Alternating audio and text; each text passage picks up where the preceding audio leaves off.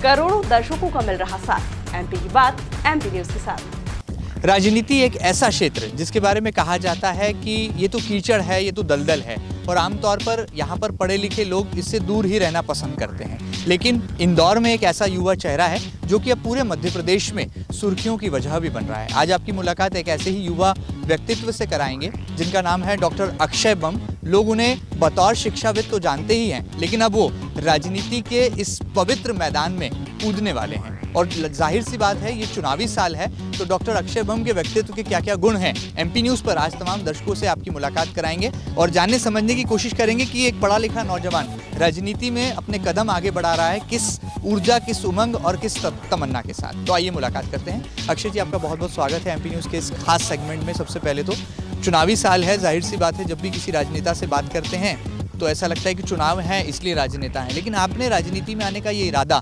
बताया गया कि बहुत सालों पहले ही ठान लिया था, लेकिन अब पूर्णतः से यानी कि सक्रिय रूप से जो है अब जनता की सेवा के लिए आप निकलने वाले हैं, क्या इरादा?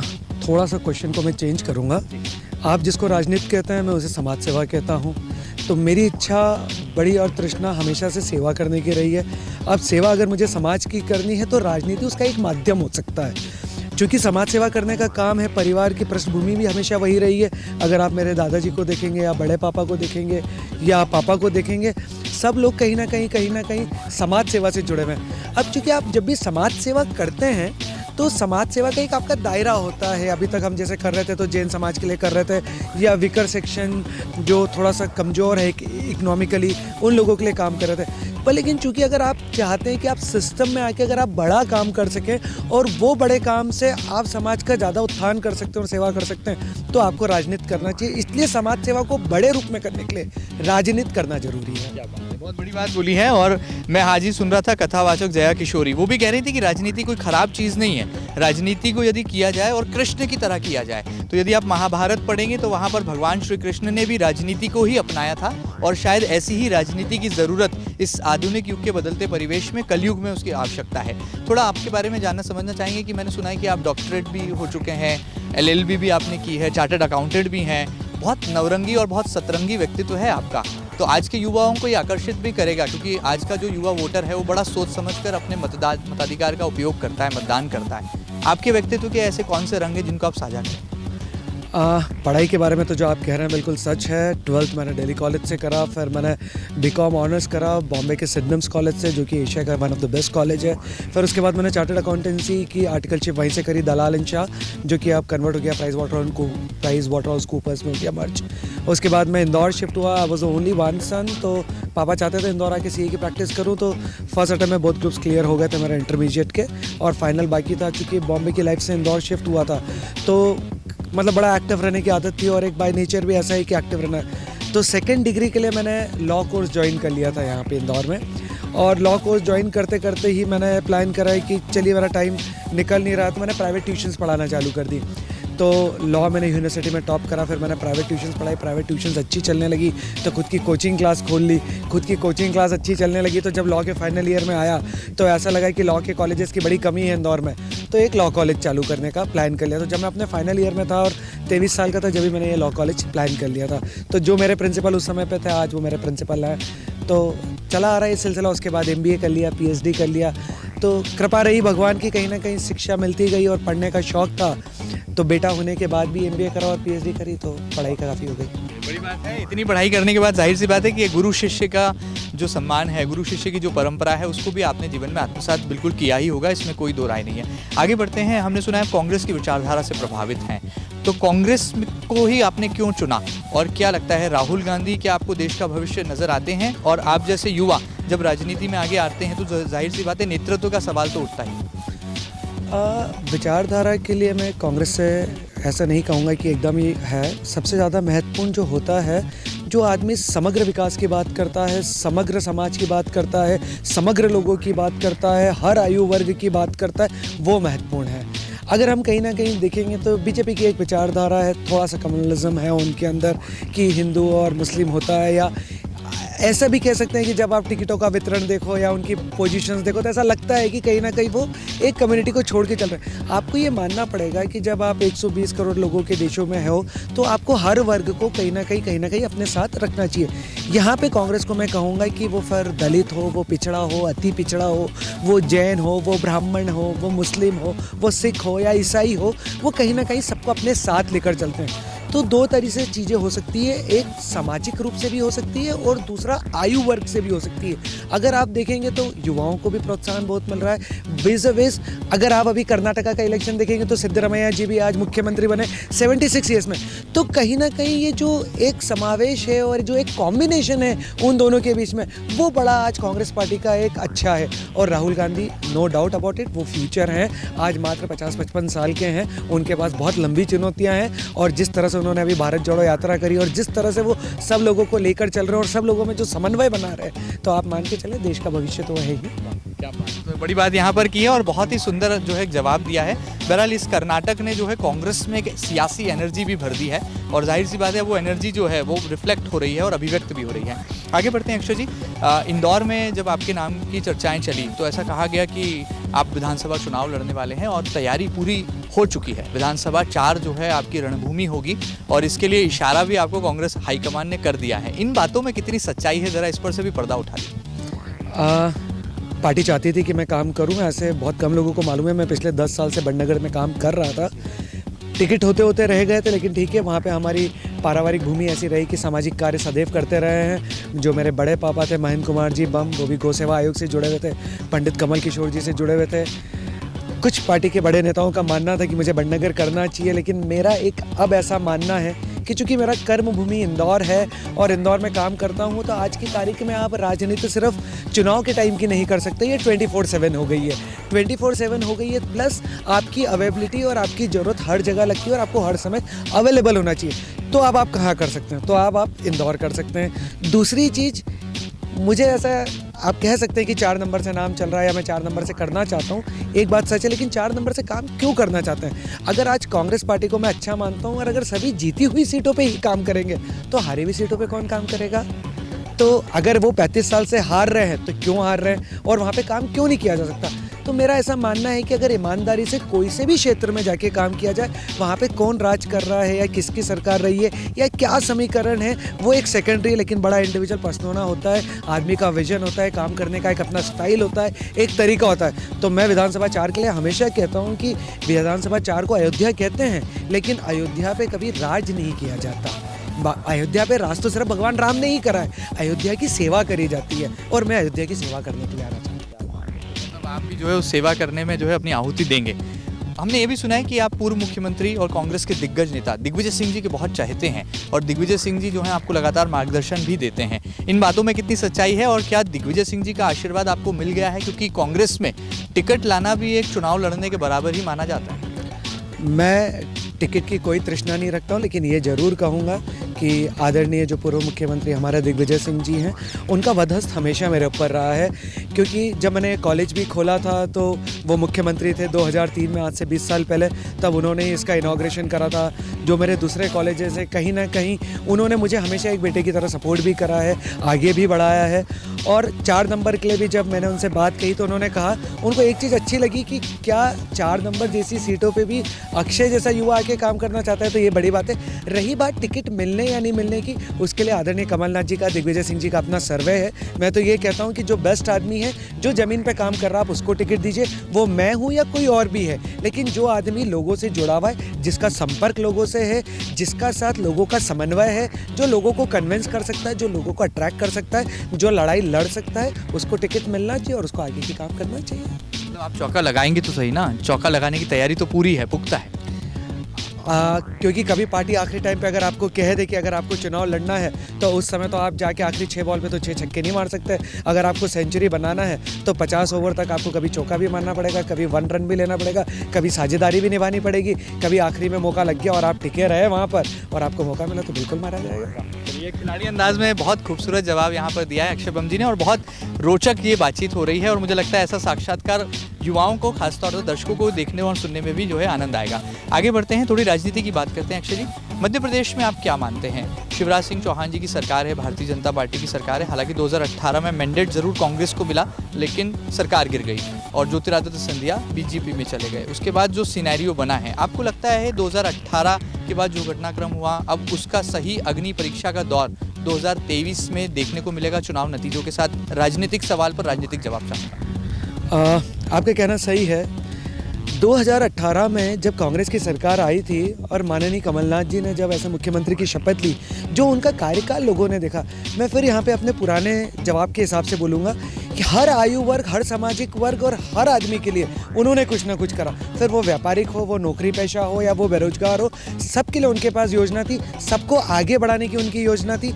तो जो उनका 15 महीने का जो एक समय था, जो उस समय पे स्मूथ लेवल पे जो सरकार चल रही थी, कहीं ना कहीं उससे आम जनता बहुत ज़्यादा खुश है। दूसरा, 17 साल में बहुत सारी चीज़ें मालूम भी पड़ गई है कि प्रदेश में क्या कमी रह गई है, क्या नहीं कर पाए। एक छोटा सा मैं आपको उदाहरण देना चाहता हूँ। जो अभी की सरकार है, वर्तमान सरकार है, और कमलनाथ जी के विज़न के बारे में, आज अगर लाडली बहन योजना की बात होती है तो ये 4.5 साल सरकार के ख़त्म होने के बाद कहा जाता है कि लाडली बहन को 1000 रुपया दिया जाएगा। इसकी बात पहले क्यों नहीं हुई? इसकी बात पहले क्यों नहीं करी गई? और आप वही कमलनाथ जी को देखें, जिस आदमी का भी 5 साल का कार्यकाल आया भी नहीं है, वो 6 महीने पहले कह रहे हैं मैं 1500 रुपये महीने दूंगा। तो ये एक नियत की बात होती है। जब हम लॉ में बात करते हैं, हमारे इसमें एक शब्द होता है मेंसरिया। तो मेंसरिया बड़ा इंपॉर्टेंट है कि आदमी की नियत क्या है। एक आदमी की नियत है कि मेरे को बाकी लोगों का भला करना है, और एक आदमी की नियत है कि मेरे को चुनाव जीतने के लिए लोगों का भला करना है। तो दोनों में फर्क है। बहुत सुंदर। यहाँ पर ये जो राजनीति का कख ग है, ये सीखना बहुत कठिन और बहुत जटिल काम होता है। आपने कहाँ से सीखा? क्योंकि राजनीतिक पृष्ठभूमि तो आपकी ऐसी रही नहीं, लेकिन समाज सेवा में पूरा परिवार आपका लगा रहता है, और इंदौर में दानदाता परिवार के तौर पर भी जो है आपके फैमिली को देखा जाता है। तो ये इतनी राजनीति की समझ आप में कैसे आई? क्या पहले से बचपन से था कि कुछ नेतृत्व का गुण, कि कुछ आगे बढ़कर के जीवन में युवाओं के लिए करना है? महीन भाई, धन्यवाद मुझे बताने के लिए कि मेरे में राजनीतिक गुण है, क्योंकि मुझे तो पता ही नहीं था आज तक। ना तो किसी से ऐसी बात हुई, ना पारिवारिक पृष्ठभूमि ऐसी रही कि कोई बोले कि आपकी राजनीति अच्छी है। हाँ, सेवा करते हैं, समाज की सेवा करते हैं, हर वर्ग से जुड़ने की इच्छा रखते हैं, हर वर्ग के चहेते बनना चाहते हैं। तो ऐसा लगता है कि कहाँ किसके लिए ज़रूरी है, और एक हर आदमी के लाइफ में एक प्रायोरिटी सेट होती है। जब सरकारें भी बनती हैं तो एक मिनिमम गारंटी प्रोग्राम होता है, प्रायोरिटी होती है कि मुझे सबसे पहले अगर काम करना है और मेरे पास ये फंड है तो मैं ये करूँगा, उसके बाद मैं ये करूँगा। मतलब it's like an travel plan. जब आप विदेश घूमने जाते हैं तो आपको मालूम होता है आपको ये करना है, ये बचेगा तो फिर ये करेंगे, फिर ये बचेगा तो ये करेंगे।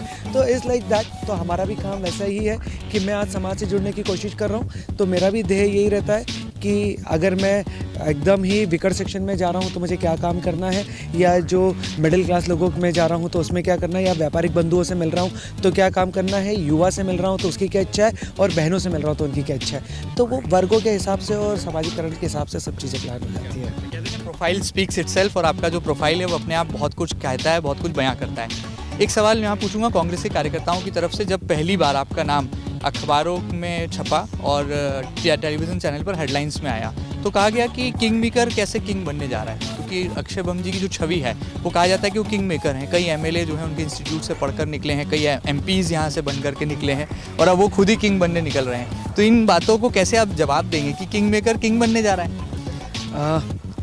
प्रासंगिक है आपका सवाल। आप जिसको राजा कह रहे हैं, मेरे घर वाले तो कह रहे हैं कि आप सेवा करने जा रहे हो, तो मैं तो सेवक बनने जा रहा हूँ। तो सेवक बनने की चाह है, सेवक बनने के लिए ही बाहर निकला हूँ, और किंग बनने का कहीं कोई ध्येय ही नहीं है जीवन में, क्योंकि शायद मैं जहाँ पे जिस जगह पे खड़ा हूँ और हम लोग जहाँ बात कर रहे हैं, सब चीज़ें भगवान के रूप से इतना आशीर्वाद है और इतनी कृपा मिली है कि करना है। लेकिन ध्येय ये होता है कि क्या जीवन में आए हो तो सिर्फ यही करना है, क्या सिर्फ पैसा ही आपका वो है, या सिर्फ गुडविल ही आपको वो है। आपको जो लेना था वो आप 20 साल ले चुके हैं, पर आप अगले 30 साल, 35 साल, 40 साल क्या देना चाहते हो, वो इम्पॉर्टेंट है। हमेशा याद जीवन में उसको रखा जाता है जो दे के जाता है। जिसका हाथ ऐसा रहता है वो याद रखा जाता है, जिसका हाथ ऐसा रहता है उसको कभी याद नहीं रखा जाता। अच्छे मोटिवेशनल गुरु भी हो गए हैं, अच्छे मोटिवेशनल स्पीकर की तरह जो है आप बात कर रहे हो। मुझे लगता है बहुत सारे वोट बदलने वाले हैं इस बार, कुछ गड़बड़ नहीं हो जाए 4 नंबर में। बीजेपी को टेंशन होने वाली है इस बात से। कितना आप वाकिफ़ हैं, आपको क्या लग रहा है? पुराने सवाल से कंटिन्यू करता हूँ मैं। 2 चीज़ें आपको बोलता हूँ। जब आपने बोला कि अखबारों में पहली बार अगर पढ़ा है तो किंग वाली फैशन है, मैं चूँकि 20 साल से कॉलेज चला रहा हूँ तो कभी कभी कुछ रिटेलिएशन होता है, कभी हमारी अच्छी नहीं चलती। मैं तो कभी कभी 2 या 3 दिन अखबार नहीं पढ़ता हूँ।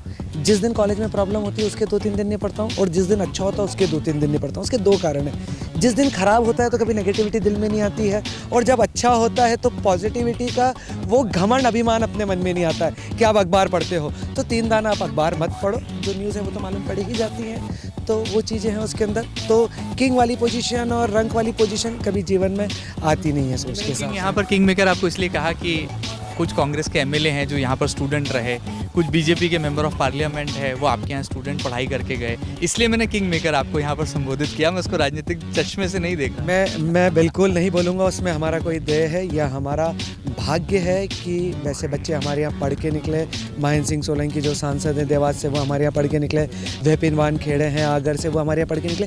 पर ये उनका व्यक्तिगत गुण है और ये उनका जज्बा है। मैं उनको मेरे से बड़ा दोनों को इसलिए मानता हूँ क्योंकि जो मैं शायद 44 साल की उम्र में आके सोच रहा हूँ, उन लोगों ने 30 साल की उम्र में सोच लिया करने का। तो वो जीवन में मेरे से भले 10 साल छोटे होंगे, पर 15 + 8 23 साल वो मेरे से गुणों में और सोच में मेरे से आगे है। तो मैं उनको सलाम करता हूँ उस चीज़ के लिए। आपकी इस बात को मेरा भी सलाम, क्योंकि आप जो आदर्श वाक्य कह रहे हैं ये आपके इस मुहाने पर, आपके इस आयाम पर रहकर इस पायदान को छूने के बाद बहुत कम लोगों में दिखाई पड़ता है, और ये आपके व्यक्तित्व का बड़प्पन भी है जो अब आपकी बातों से यहाँ पर अभिव्यक्त हो रहा है। अब इंदौर की जनता को आप क्या संदेश देंगे, क्योंकि ये इंटरव्यू आपकी पूरी इंदौर की जनता तो देखने ही वाली है, इसकी गारंटी एमपी न्यूज़ और मैं खुद लेता हूँ। तो क्या संदेश होगा इंदौर के युवाओं को यदि चुनाव मैदान में कांग्रेस पार्टी ने आपको उतारा, प्रत्याशी बनाया विधानसभा 4 से, तो अक्षय बम जी का क्या वादा होगा और क्या इरादा होगा? अगर मुझे मौका मिलता है, अगर मेरा कार्य ठीक रहेगा, तो शायद मेरे को चुनाव में कुछ बोलने की ज़रूरत ही नहीं पड़ेगी। ये जो मेरा 6 महीने का कार्य है ये अपने आप बोलेगा। मैं एक छोटी सी चीज़ आपको बताता हूँ। अभी जब इंदौर में मैंने काम चालू करा तो मैंने पानी के टैंकर चालू करे। अब पानी के टैंकर चालू करे तो मुझे नहीं पता था कि इंदौर में भी पानी की दिक्कत है, क्योंकि शायद जिन लोगों के साथ उठना बैठना या जिन रोडों पे निकलना है वहाँ सब चकाचौंध है। मतलब आप समझ लीजिए कि एयरपोर्ट के सामने दीवार बना दी और बहुत बड़ा बना दिया। वो इंदौर नहीं है, इंदौर उस दीवार के पीछे भी है और वो ज़्यादा बड़ा इंदौर है। तो जैसे आज पानी के टैंकर हमने चलाए, तो आज पानी के टैंकर हमने चलाए तो जैसे आज 3 टैंकर हमारे चल रहे हैं, तो रोज़ 15 से 16 ट्रिप डालते हैं। तो एक टैंकर 6000 लीटर का होता है, तो ऑब्वियसली एक घर में नहीं डलता है, वो 4 या 5 घर में डलता है। तो करीब करीब रोज़ हमारे 40 घरों का टच होता है। आज 40 से 50 घरों का आपका रोज़ का टच होता है, तो करीब करीब 1500 घरों का आप टच करते हैं। टच करना इंपॉर्टेंट नहीं है, हम टच करके अगले दिन उनका फीडबैक लेते हैं कि पानी आया तो कोई तकलीफ तो नहीं, ड्राइवर का व्यवहार ठीक था, समय से वो पहुंच गया, पानी की जो क्वालिटी थी वो ठीक थी। उसके बाद कोशिश करते हैं कि वीकेंड पे, फ्राइडे सैटरडे संडे में उन घरों पे हम चाय पीने भी जाएं, तो हमारा डायरेक्ट उनसे संवाद हो। तो जब आप इस तरह के कार्य करते हैं, अब जैसे मैं कहीं जाता हूँ, कोई कार्यक्रम में जाता हूँ और कोई बच्चा अपने बच्चे को पढ़ा नहीं पा रहा है, उसको स्कॉलरशिप चाहिए, तो हम कोई भी मदद डायरेक्ट नहीं करते हैं, हम सीधे मदद काइंड में देना पसंद करते हैं। पानी हम टैंकर बेचते हैं, अगर आपको पढ़ाई करनी है तो हम चेक स्कूल के नाम से बेचते हैं, अगर आपको स्वास्थ्य की दिक्कत है तो हम आपका मेडिकल का सीधा आपके हॉस्पिटल में आपका ऑपरेशन करा दिया जाएगा। तो सीधा सा लोगों को एक ये चीज़ लगना चाहिए कि अक्षय भैया यहाँ आए हैं, और अगर ये स्वयं के संसाधनों से अगर इतना काम कर सकते हैं, तो अगर ये किसी पद पे होंगे तो ये बाकी संसाधनों का पूर्णतः उपयोग हमारे डेवलपमेंट के लिए करेंगे, और वो चीज़ लोगों में आनी चाहिए। चुनाव कभी भी 15 या 20 दिन में लड़ा या जीता नहीं जाता है। जो आपकी पुरानी वर्किंग होती है 6 महीने की, 8 महीने की, और जो आप परसेप्शन बनाते हैं अपना, उस पर और आपकी नीयत पे आप चुनाव लड़ते और जीतते और आपको लोग वोट करते हैं। विधायक बनने की पूरी तैयारी है आपकी बातों में, ये बात साफ तौर पर दिखाई दे रही है अब सांकेतिक रूप से। जो भी आदमी ये बोलता है कि मैं तो लड़ने के लिए लड़ रहा हूँ, वो गलत बोलता है। मेरा जैसा आदमी तो जीतने के लिए ही चुनाव लड़ता है। कोशिश यही होनी चाहिए, पॉजिटिविटी होना चाहिए आपकी कोशिश। कितनी भी टफ सीट हो, कितने भी सालों से चली आ रही हो, पर मुझे नहीं लगता कि आदमी के हौसले से कोई बड़ी कोई चीज़ होती है। अगर आदमी हौसला कर ले तो आज आदमी चांद पर भी है, अंतरिक्ष पर भी है, सभी काम कर रहा है। तो ये तो मात्र एक विधानसभा सीट है, कौन सी बहुत बड़ी बात है। इनकी बातों में पावर भी है और इनकी बातों में पॉजिटिविटी भी है, जिसका दीवाना ये पूरा देश और पूरी दुनिया भी है। उम्मीद की जा सकती है कि अक्षय बम जिन राजनीतिक महत्वाकांक्षाओं के साथ, जिस नेक इरादे और वादे के साथ, जिन लक्ष्य को तय करने के लिए अपने कदम आगे बढ़ा रहे हैं, वो उन्हें सही मंजिल तक जरूर पहुंचाएगा। और आने वाले मिशन 2023 में ऐसे नौजवान, ऐसे युवा चेहरे जरूर राजनीति में एक शुचिता का संदेश लेकर भी आएंगे। आपको ये खास बातचीत कैसी लगी हमें जरूर बताइएगा, और ताज़ा तरीन खबरों के लिए लगातार बने रहिएगा आपके अपने न्यूज़ चैनल MP न्यूज़ के साथ। फिलहाल दीजिए इजाज़त, नमस्कार।